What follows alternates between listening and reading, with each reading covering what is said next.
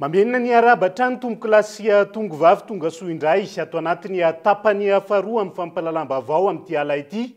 Isantarantsika izany dia nankalazaina tamin'ity androany ity ny andro maneran-tany ho an'ny postra eto Madagasikara.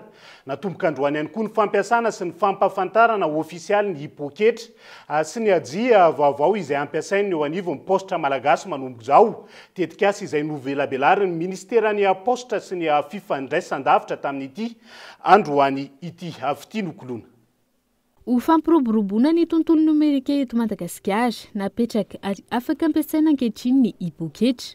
Tetikasa izay nentin'ny ministeran'ny postra sy ny fifandraisan-davitra hanamorana ny fampiasana vola sy fifanankalozana ara-nomerika eto Madagasikara. Efa izy taona izao no nampiasa ity karatra e-poketra ity ireo mpianatra teny amin'ny anjerimanontolo ary ho ampiasaina ho an'ireo mpampianatra eo anivon'ny fanjakana izany. Ny mahasamihafa azy amin'ny efa tolotra efa hita dia izy zany sady azo ampiasaina ohatrany hoe carte bancaire mihitsy misy codinao afaka hividiananao entana amin'ny sehatra maro fa afaka ihany koa fandefasana vola ohatrantsika manao mobile money na mandefa ohatrany hoe Orange Money ohatra na M-vola na Airtel Money dia mitovy amin'izay ihany koa afaka mifandefa vola à partir an'ilay carte e-poketra.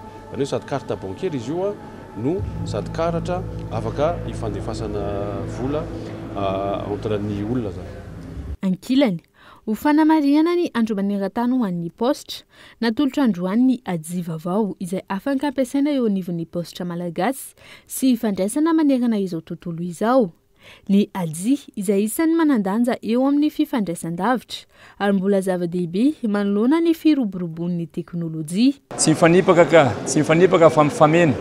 Mifameno ny timbre poste sy ny digitalisation fa tsy hoe fanipaka akory.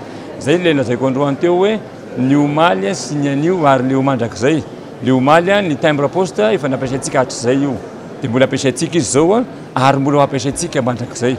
Ny tombontsoa amin'ny fampiasana timbre voalohany aloha zany ny timbre poste dia tsy hoe natao handefasana taratasy fotsiny ihany fa ny timbre poste koa dia fomba anankiray ahafahana mandefa hafatra. Mbola betsaka ny malagasy mandefa taratasy fa sokevitra le filazana hoe satria miroborobo ny teknôlôjia vaovao amin'izao fotoana dia tsisy tony mandefa taratasy.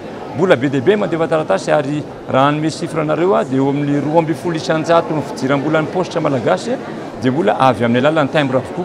Notokanana tamin'ity androany ity ihany koa ny postra Ambanidia. Ity postra ity izay efa manome vaina ny tontolo nomerika eto Madagasikara.